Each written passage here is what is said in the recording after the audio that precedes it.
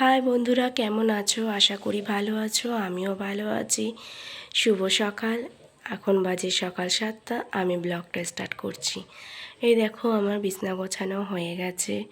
সকালে যাবতীয় যা কাজ থাকে সকাল সকাল সবই করে নিয়েছি। এই দেখো, মিষ্টি উঠে গেছে ঘুম থেকে, উঠে রেডি হয়ে গেছে আর ব্রাশ হাতে নিয়ে দাঁড়িয়ে আছে।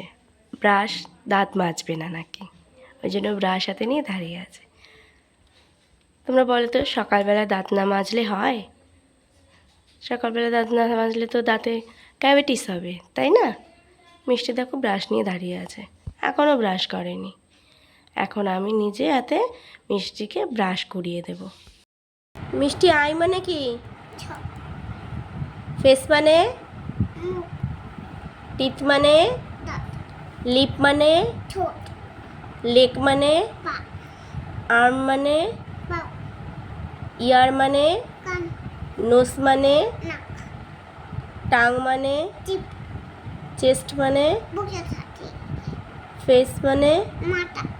ফেস মানে মুখ। হেড মানে? বেলি মানে? এরোপ্লেন মানে? মোটরসাইকেল মানে? বাস মানে? ট্রেন মানে? জিপ মানে? স্কুটার মানে? ট্রাক মানে? হেলিকপ্টার মানে? মোটর কার মানে? সাইকেল মানে? টাঙ্গা মানে? শিপ মানে?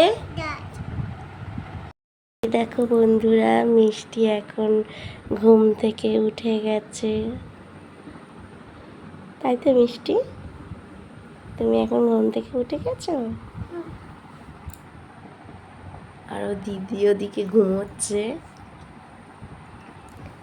মিষ্টি উঠে চুপ করে তাকিয়ে আমার দিকে দেখছিল। বন্ধুরা, বাড়ির সামনে কীরকম জল হয়েছে। কালকে একটু বৃষ্টি হয়েছে টানা, তাতে দেখো পুরো রাস্তায় জল জমে গেছে। সকালবেলায় দেখলাম ঘুম থেকে উঠে রাস্তা পুরো শুকনো খটখটে। এখন আবার জোয়ারে জল ছেড়েছে, সারা রাস্তা জল হয়ে গেছে। বিকেলবেলা ভাবলাম একটু বেরোবো কোথাও, বড় মেয়ের পড়া রয়েছে, ছোটোটাকে নিয়ে ভাবলাম একটু বেরোবো কোথাও। তা আর হবে না, এই জলের মধ্যে ছোট বাচ্চাকে নিয়ে আর কোথায় যাব।